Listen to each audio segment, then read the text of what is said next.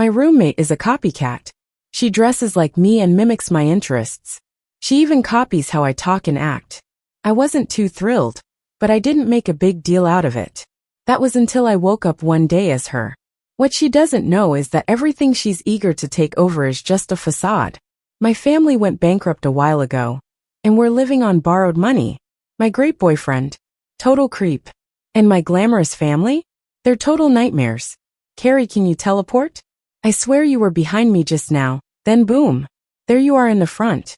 Becky, why are you here? With Lily's exclamation, I looked up and saw Becky standing in shock and embarrassment in front of the mirror. Becky, usually a tomboy, was wearing my white strappy dress with a wig slightly askew on her head. Her broad shoulders and taller frame strained against the dress that was a few sizes too small. It looked like a man was trying on a woman's clothes. Why are you back so soon? Becky frantically ripped off the wig, trying to take a step. Rip. My dress tore from the knee up to the thigh. It was ruined. No way I could wear it again. Sorry. I didn't mean to. I didn't know the dress was so fragile. Becky's hands flustered in the air, her face flushed, and soon her eyes turned red. What do you mean fragile? You think wearing someone else's clothes without asking is okay? This is a brand new designer piece. It costs more than $20,000. Better start figuring out how to pay Carrie back. $20,000. Becky's face went from flushed to downright pale, and she looked like she might faint. My heart softened a bit. Forget it. You didn't do it on purpose. You don't have to pay. Becky's dad passed away early. She only has a mom with bad legs. Her grandmother kicked them out after her dad died. Her mom raised her by collecting recyclables. Becky's always been driven, and got into the best university in our province. Everyone in class knows about her situation, and the counselors try to get her scholarships and loans every year. There's no way she could afford to pay me back. Besides, the thought of that dress made my stomach turn. If I could, I'd rip every pretty dress I own to shreds. I don't need your pity. Becky shoved me and ran to the bathroom in tears. What's up with you? What a weirdo. Lily helped me up, glaring at Becky. That dress is worth $20,000, Carrie. You shouldn't let it go. Didn't Becky just get a scholarship? Make her pay you back in installments. Lily was offering suggestions, but I wasn't interested. In 2 hours, David would pick me up for dinner at his villa. I couldn't resist touching the spot on my upper left chest. There was a tattoo there, reading David's bitch in purple ink. Last month, after cutting my hair short to avoid the hassle of washing it, David personally inked it on me. Oh right, David's picking you up tonight, isn't he? Lily exclaimed, shaking my arm. My God, Carrie, I'm so jealous. You must have been a hero in your past life to have wealth, good looks, and a great boyfriend. It's insane. I forced a smile. It's not all that. Lily banged her hand on the table. That's David we're talking about. The city's youngest entrepreneur, star youth business prodigy. And he's 6 foot something with a model face. How can you say that's just okay? Becky had changed into her clothes and came out of the bathroom, looking down at the mention of David. I'll pay you back in $500 installments each month, okay? $500? That's 40 months. Over 3 years. Are you kidding me? I grabbed Lily's arm and nodded at Becky. $300 will do. I'm not in a rush for money. Becky was sensitive, and insisting on no repayment might hurt her pride. She seemed relieved I agreed. I noticed her pajamas looked familiar. They were the same design as mine, just a different color. I scrutinized Becky. Really, she wasn't bad looking. Pale skin, a bit plump but tall, with attractive almond-shaped eyes. But she always slouched and skimped on essentials, cutting her hair herself. Her clothes were cheap and ill-fitting. Briefly, she seemed sort of plain. Lately, Becky's been acting a bit weird. I glanced at her desk and noticed everything had been replaced. Same bare mirror, same Disney mouse pad, even the same fish tank. And those 2 books on her desk? My favorites. Was Becky copying me? Lily looked at my line of sight and noticed. Becky, what the heck? Did you steal Carrie's stuff? My desk was untouched, but Becky's looked like an exact replica of mine. You're just gross, Becky, imitating Carrie like that. I noticed something was off last month. Are you dating someone? Becky clumsily shoved everything into her drawers, spilling her fish tank in the process. The floor was covered in glass, and her beautiful goldfish flopped from the chair to the ground. Becky couldn't hold it in any longer and crouched down, covering her face as she cried. I tugged on Lily's sleeve. Lily, that's enough, quit it. Aren't you heading to dinner? Come on, let's go grab a bite. Lily's eyes widened with joy. Really? I can really go with you? Oh my God, I'm so excited. What are we eating, Western or kaiseki? Lily seemed to have misunderstood. Just as I was about to explain, she was already dragging me down the stairs, talking non-stop, so much that I couldn't get a word in edgewise. By the time we reached the dorm entrance, David's car was parked there. Before I could stop her, Lily opened the door and settled into the passenger seat. I had no choice but to climb into the back, trying to explain to David's cold gaze. This is my roommate, Hi there, I'm Carrie's roommate, Lily. Thanks to you and Carrie for inviting me to dinner. So where are we headed? David went to our school, about 7 or 8 years ahead of me. At last year's school anniversary, he gave a speech as a distinguished alum. Seeing me hang my head, too shy to talk, David leaned over from the front seat and patted my head. This is the first time our Carrie has brought a friend to dinner. Of course, we'll have a good meal. Lily dramatically covered her mouth, looking at us as if she couldn't believe it. Only I knew that David was angry. He didn't want to ruffle my hair. He wanted to wring my neck. Dinner was nerve-wracking for me as David charmed Lily with his gentlemanly demeanor.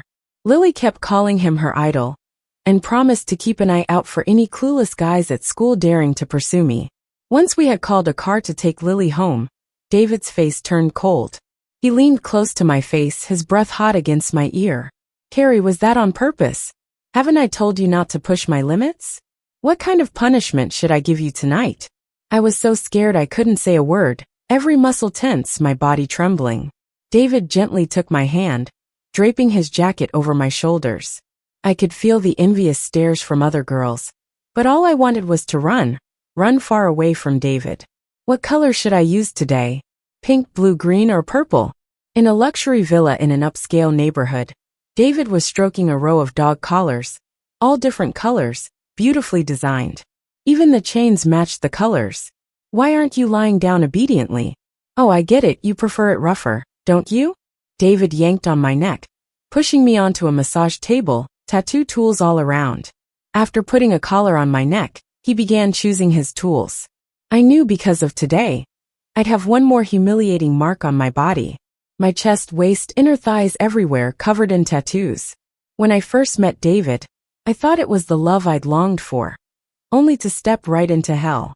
David had painstakingly orchestrated everything for years, paving the way to my personal hell. He knew all my likes and dislikes, orchestrated countless romantic encounters like a hunter laying a trap, waiting for me to step into his grasp. As I lay on the table, I fought against the pain. The more David wanted to see me break, the less I wanted to let him win. I did consider running away and calling the police, but David had already convinced my parents, who signed a pile of mental health diagnosis papers. I called the police once. My parents showed up with doctors at the station, claiming I suffered from severe delusions. They said the tattoos were self-inflicted. David warned me that if I ever tried to escape again, I'd spend the rest of my life in a psychiatric hospital. My dad owns a construction company that's deep in debt from poor management. It's his life's work, and he'd do anything to keep it afloat, and I'm that price. As for my mom, as long as she gets to live as a rich wife and hold her head high before her family, she'd sell her soul to the devil. They even try to convince me that being locked in a dog cage or getting some tattoos isn't a big deal. They said David treats me well, buys me luxury goods, and takes me to the best hotels and restaurants. As long as I stayed obedient and didn't upset him, I'd live comfortably. Another tattoo marked my thigh, and I didn't even bother to look. It was the same few words anyway. His writing wasn't creative. My indifference angered David. He dragged me by the hair and forced my head under in a bathtub. I didn't even put up a fight. The pain in my chest felt like it might explode. The taste of water in my lungs was unbearable. But I knew he wouldn't let me die so easily. When I came to, I was dressed with dry hair, and David had driven me back to the dorm. Babe, head on up. See you in a few days. I nodded and got out of the car, running into Becky returning to the dorm. She looked at my new dress and David's car with jealousy, not even blinking. I couldn't help but laugh bitterly. She envies me, while I envy her. She may not be rich, but she has a mom who loves her dearly, a bright future, and most importantly she's free. Seeing me smile, Becky got mad, stepping forward to glare at me. Carrie, what's there to be smug about? You have rich parents and found yourself a rich boyfriend. Have you even worked hard for anything? Me. Privileged. Remembering how my parents groveled before David, I couldn't help but laugh. Seeing me like that, Becky got angrier, stepping closer and looking down at me, speaking in a voice only we could hear. Don't worry, your moment of glory won't last long. With that, she turned around and walked back to the dorm with her head held high. Her walk seemed familiar somehow, especially with that deliberately straightened back and lowered shoulders. It was a bit odd. I remember Becky used to walk hunched over. She's changed a lot lately. When I got back to the dorm, Lily was gushing over David, praising his gentlemanly manners, his vast knowledge, his politeness, and his romantic and generous nature. After boasting about David, she started raving about the dinner. That tomahawk steak. It was huge. One dinner cost as much as my entire year's living expenses. Whoa. Girls from the dorm across the hall piled in, listening to Lily's vivid account of how upscale the restaurant was. From the melt-in-your-mouth foie gras to the juicy steaks, there was even live piano music during dinner, and the waitstaff was elegant and polite, speaking English too. All the young girls listened spellbound. Becky was even staring with wide, unblinking eyes. What's sweet for her is poison for me. I swallowed my bitterness. They wouldn't believe me anyway. Every meal David took me to, I couldn't taste anything. All I could think about was how he would humiliate and abuse me after dinner. After getting ready for bed, I started thinking about how to escape David's control. I hadn't slept well in a long time. Ever since being with David, I hadn't had a good night's rest. Every night, I'd envision a life free of his grasp, and that dream is what keeps me going. Lying there, I became more awake, which was typical, but then something surprising happened. My mind started to fog, and tilting my head slightly, I slipped into a deep overdue sleep. I slept so deeply I didn't even dream. At dawn, I woke up feeling much better after a good night's sleep. I sat up to clear my mind, and noticed something that startled me. The figure in the mirror was too familiar. A slender, lithe frame, shiny soft long hair, and those recognizable pajamas. It took me a moment to realize it was me. I was standing in front of the mirror, looking around and turning back and forth. It was me. Trembling, I reached for my phone by the pillow, and the black screen reflected a round, familiar face. Becky. I became Becky, so I'm the one standing, looking at the mirror? Realizing this, I scrambled out of bed. The other dorm mates were still asleep. Seeing me, Becky jumped, then gave a very smug grin. Carrie, have you heard of a system? I've traded your life for mine using the system, and it's a one-time deal, can't be reversed. From now on I'm Carrie. I'll have everything you did, your villa, your beautiful jewelry and handbags, and your boyfriend. You can just be Becky and get a taste of poverty, the kind I've been stuck with for 20 years. Now it's your turn. Becky's words made sense individually, but all together they left me dazed. What do you mean? Is there some life exchange system? Are you saying we've swapped souls and can't switch back? Becky sneered. Sorta, you could see it that way. Good luck with my life, Carrie. Oops, I mean Becky. My body started shaking uncontrollably. Am I no longer Carrie? Is this for real? But David, Becky might get hurt with David, right? Wait, I shouldn't be concerned. Becky chose this for herself. My thoughts were tangled, bursting with relief, guilt, and fear for David. Becky listened to me. My voice, high-pitched from nerves, woke the other two girls in our room instantly. Lily groggily turned over and sat up. Slap. I was hit hard across the face, knocked to the ground by a slap from Becky. Immediately, Lily and the others fully woke up. I watched Becky hurl things out of her locker, piece by piece, and in no time, she pulled out my bracelet, wallet, perfume, scarf, and even a palm-sized plush toy. Everything was mine. Why was it in Becky's locker? The bracelet was a birthday gift from David. I lost it, and he was really upset. So he locked me in a dark room to experience what he called an ancient water torture. Becky, the evidence is all here, and you're still denying it. Becky in my body cried out hysterically. I sat dumbfounded on the ground, staring at my own enraged face. So Becky stole my stuff, and now, using my body, she accuses me of stealing after we've swapped lives? Morning came, and people were getting up one by one. Becky raised her voice on purpose, and girls from the room across the hall started emerging to see what was going on. Lily, excited, jumped out of bed, opened the door, and exaggerated the story to everyone. Soon, our tiny dorm was packed with our classmates.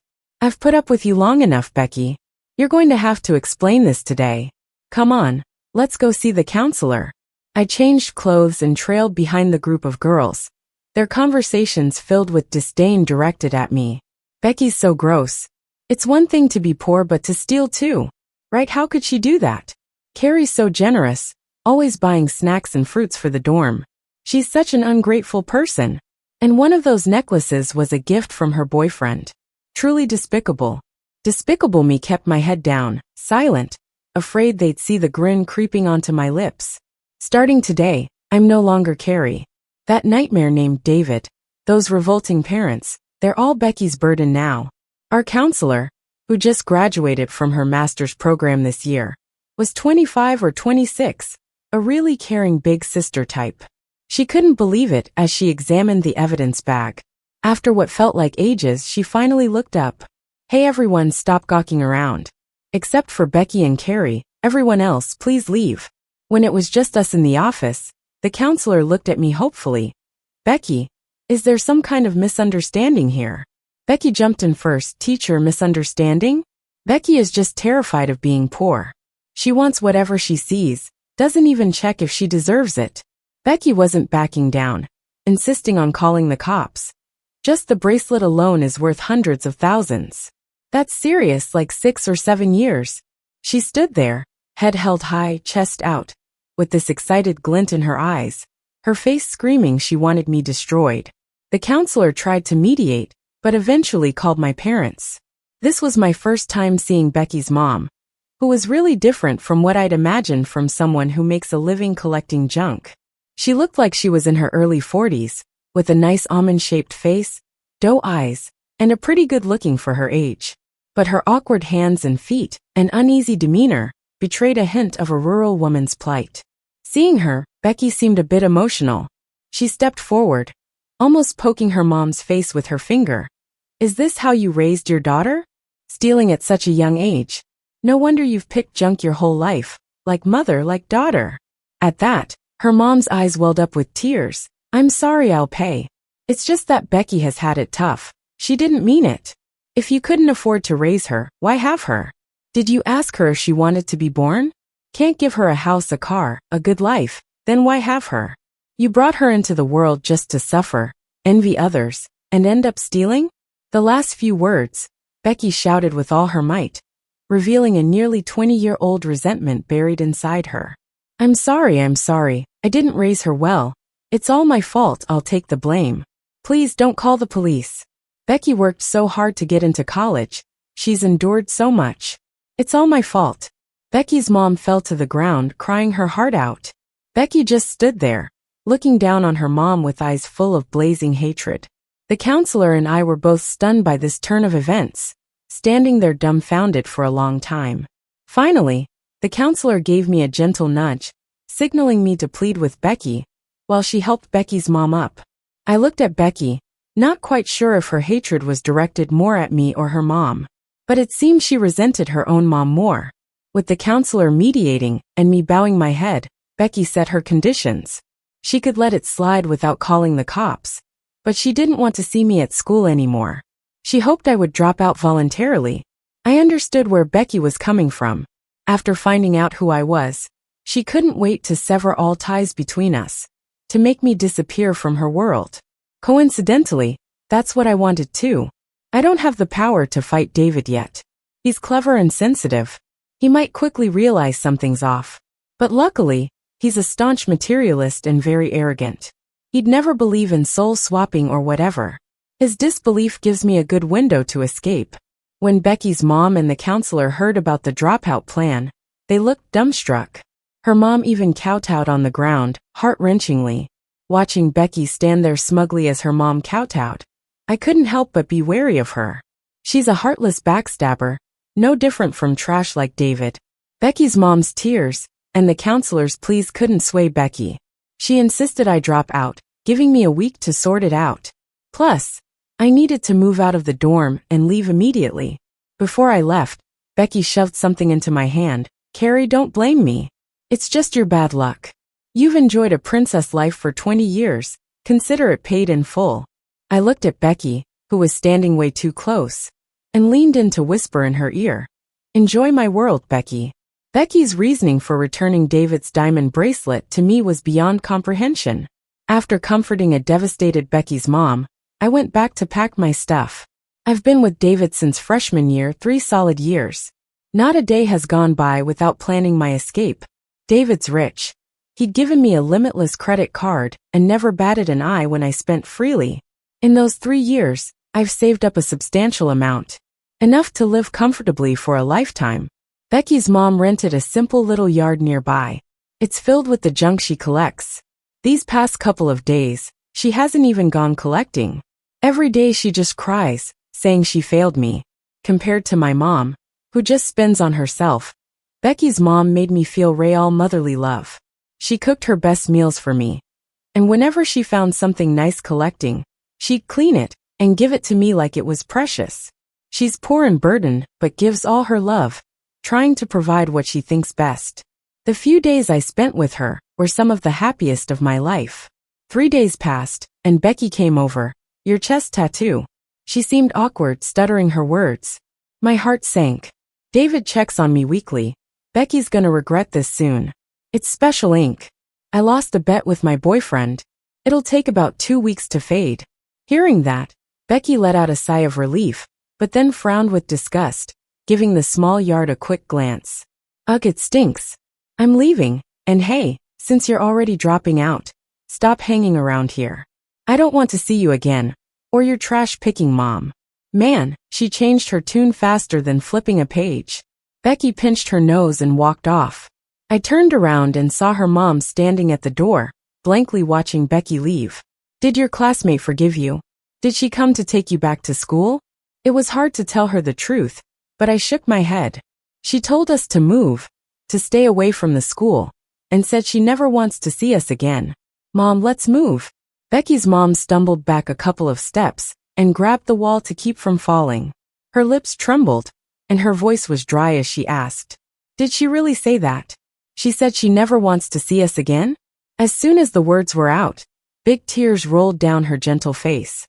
I wiped them away. "Mom, don't worry. I'll make sure we have a good life. Even though I dropped out, I've learned almost everything I need in college. Nowadays, a degree doesn't define everything," I assured her. "Don't worry, I'll make sure you never have to struggle." Suddenly, even though it's like I'm escaping, I feel a bit lost and unsure deep inside. The world is vast, but I don't know where to go. "Becky, let's move to another city. You've always wanted to see more of the world," her mom said, shaking off her sadness. She got up and started packing, urging me to do the same. Her behavior seemed odd, but I understood we were short on time. I didn't want David to be the next to show up at the door. We hurriedly packed just the essentials and left without claiming our security deposit. Becky's mom seemed even more rushed than I was, like she was running away. We found a small place in a village in City A. The rent was way higher than before, and prices were steep, but Becky's mom seemed happy. She cleaned while humming a tune. It was the first time I heard something so beautiful in real life, like a songbird. I was stunned. "My goodness, Mom, your singing is incredible." I clapped until my palms went red. Her voice left me speechless. She laughed, tucking a stray hair behind my ear. "What are you saying? Your singing is way better than mine." "Becky, a singer? Unbelievable." I hummed a tune absent-mindedly, shocked by how good it sounded. 3 years in the same dorm, and I never knew Becky could sing so well. If she'd sung a bit, she'd have owned those campus singing contests. Looking at her beaming with pride, a wild idea crept into my mind. That year, a popular singing competition was the talk of the town, and I decided to enter. Before signing up, I told my mom I wanted a new name. Becky's mom hesitated, watching me for a long time before she sighed. Do whatever makes you happy. I named myself Sunny. I was determined to rise so high that I'd look down on David one day. I practiced singing non-stop, got in shape, and even had a few tweaks done at a cosmetic clinic. Becky was pretty, especially her striking eyes. Her nose needed a little work, though. A few changes here and there, and my face was transformed. I suspected Becky's mom knew something, but she never asked about the money or my name change. It was only when I handed her $2,000 that she asked, smiling bitterly, "You're going to leave me too, right?" "Mom, you're the only mom I've got. I'll always be here. I'll need your help with my kids someday." Her face lit up, and she replied, a bit jumbled but happy, "I'm great with kids, you know. I kept our home clean, and I'm a decent cook, even if I picked junk for a living." I held her hands, looking her in the eye. "I know. You're a great mom. You'll be the best grandma too." We grew closer. She stuck by me through every practice, every workout. She cooked healthy meals daily, even learned how to brew different soups for my voice. Finally, our hard work paid off. I won first place in the singing competition. My name and voice echoed everywhere. From a nobody to a new gen diva, it took 3 years. Everyone said my voice sounded divine, as if God himself had blessed it. When one of my records topped the charts again, I brought my mom back to our old city for my first concert. David had been successful with his business, and now he was a sponsor for my concert. Before the concert, the organizers set up a meal since David wanted to meet me. Even though I thought I was ready, seeing David made me tense. At dinner, David sat beside me. After a few drinks, with everyone slightly tipsy, he slyly slid his hand onto my thigh. "Carrie, welcome home." Chills ran up my spine. I straightened up, but David smirked. "I imagined how you'd escape 100 times, but I never thought you'd give up everything, even your identity. Don't be surprised I recognized you. I know you even better than you know yourself, you get it." I took a few deep breaths and calmed down. Even if David recognized me, what could he really do? I'm no longer that naive girl. Now I have strength, fans, and a management company behind me. Sure, David's rich, but compared to my company, he's small potatoes. In the face of real capital power, he's nothing. Whap! I abruptly stood up and slapped David hard, then poured the wine on the table right onto his face. The room went silent. "David, keep your hands to yourself. One more time and I'll call the cops." With that, I slammed the glass down and stormed off. My manager shot David a furious glare as she rushed to catch up with me. The atmosphere was painfully awkward. The hosts hurriedly came to apologize, and the other sponsors weren't thrilled either. Guess David let his young blood get the best of him, huh? Seeing someone like Sunny, he just couldn't help himself, even in public. People mess up, horses stumble. David must have thought he was in a club after one too many drinks. Some of the older sponsors started making sarcastic comments. I bet David had never been this embarrassed in his life. My manager caught up and began comforting me, vowing to definitely confront David. I thought that would be the end of it, but nope. Paparazzi caught the whole thing, and it exploded on social media that night.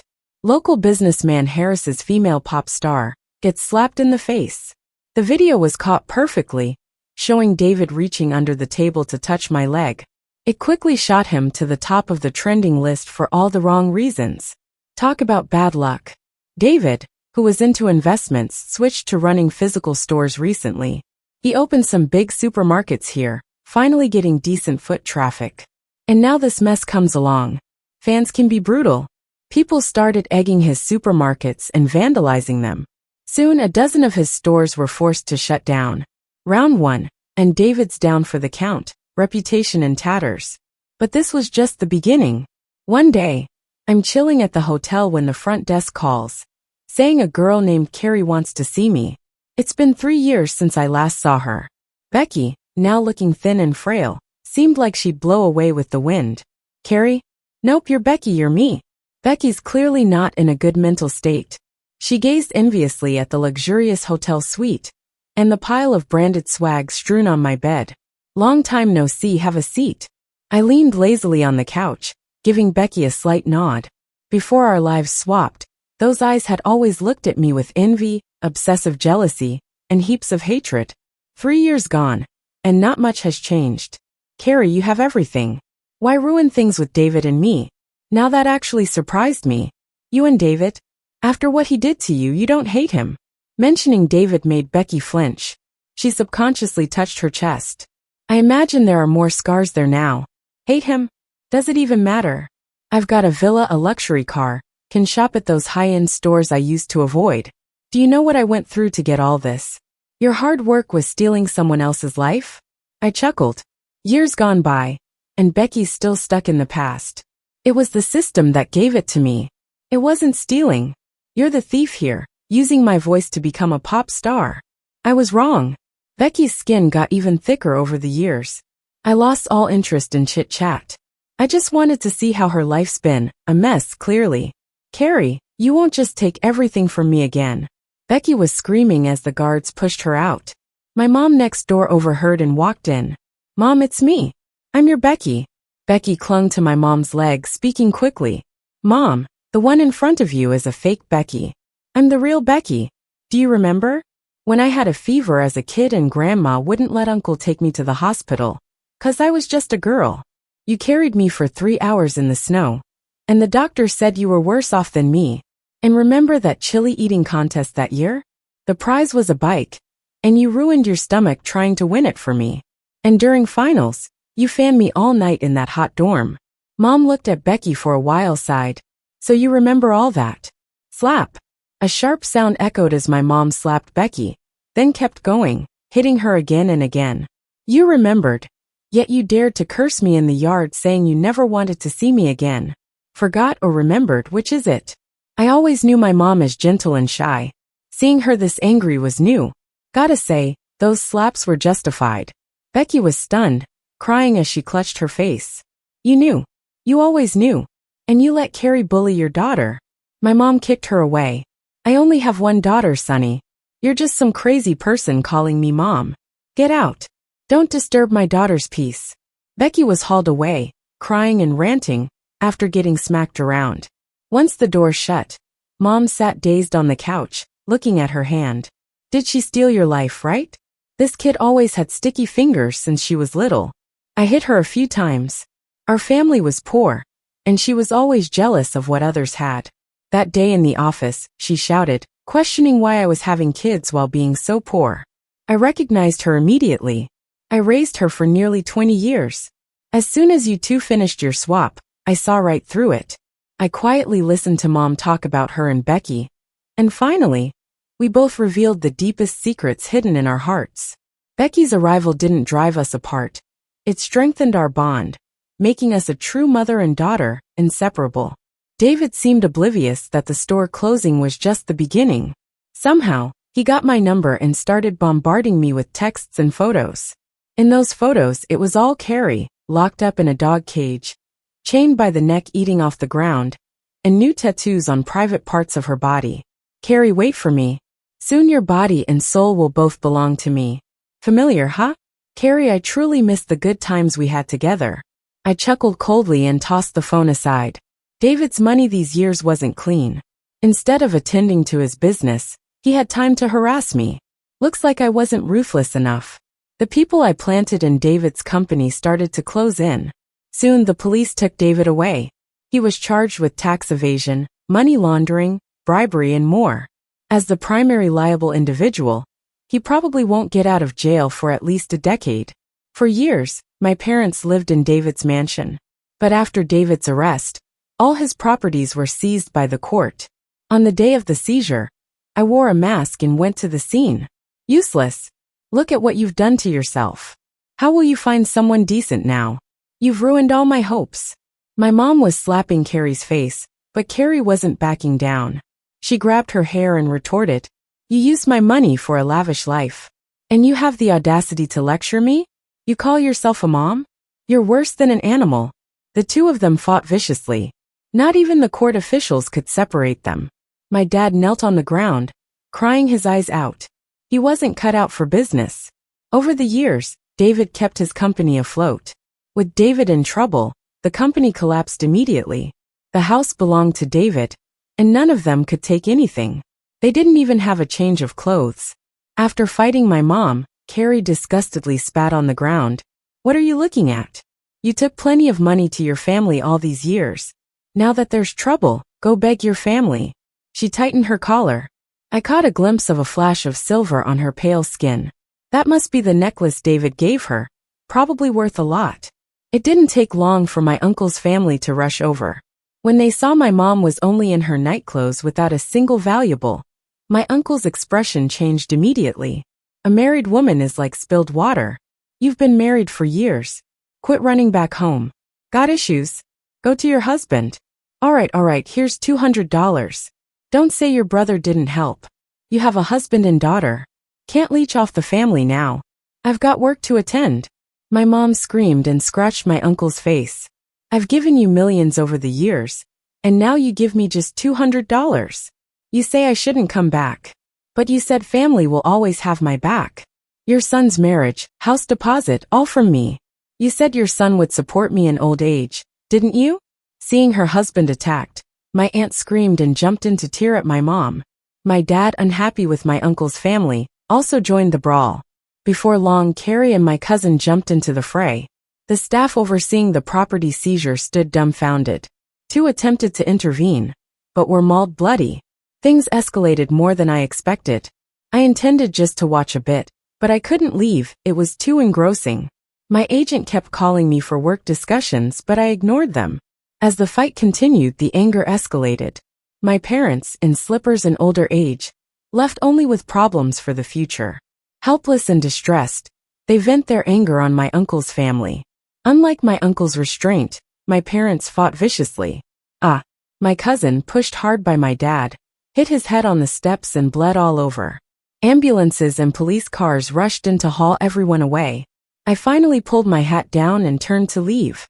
Some people, you don't even need to deal with them, they handle themselves. Seeing David again in prison, his hair was shaved, and he looked frail with hollow cheeks and dark eye circles. Not sleeping well, huh?